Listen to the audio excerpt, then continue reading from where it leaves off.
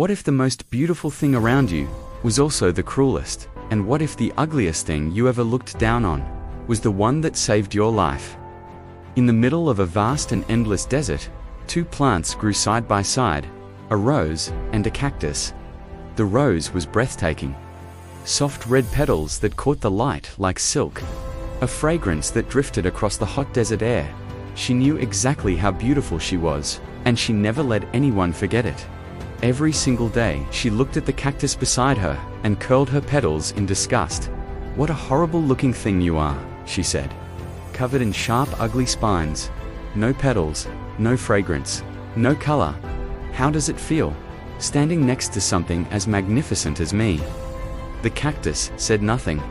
The other plants shifted uncomfortably. "Ignore her," a small desert shrub whispered to the cactus. "She does not know what she is saying. You are an embarrassment to this desert," she continued. "Every creature that passes by stops to look at me. Nobody even glances at you." The cactus remained silent.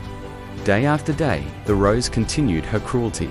And day after day, the cactus absorbed every word without a single reply. Then summer arrived.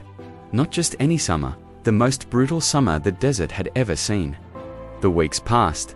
The desert grew drier and drier and drier. The rose began to feel it first. Her magnificent petals lost their shine, then their softness, then their color. She who had been the most beautiful thing in the desert began to shrivel and droop under the relentless heat. She watched in desperation as sparrows flew down and pecked gently at the cactus beside her. Somehow, impossibly, the cactus was offering water to the birds from within itself. Quietly, generously, without any fuss or announcement, the rose stared. She had mocked this plant every single day. She had called it ugly, worthless, an embarrassment. And now, this plant was the only living thing in the entire desert with anything left to give. The rose swallowed what was left of her pride, and spoke quietly for the first time, without cruelty in her voice. "I am sorry for everything I said to you, every insult, every cruel word. You never deserved any of it. I am dying, and I have nobody to blame but myself for being too proud to see what was right beside me all along. Please, could you find it in yourself to share a little water with me?" The cactus looked at her for a long moment, then smiled.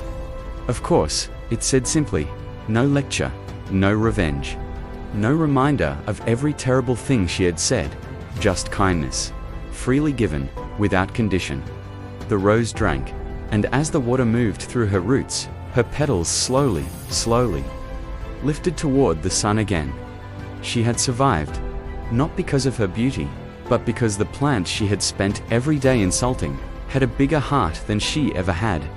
The rose looks at the cactus beside her, then turns gently to the camera. Never judge someone by how they look. The person you overlook, the person you look down on, might be the one who saves you one day.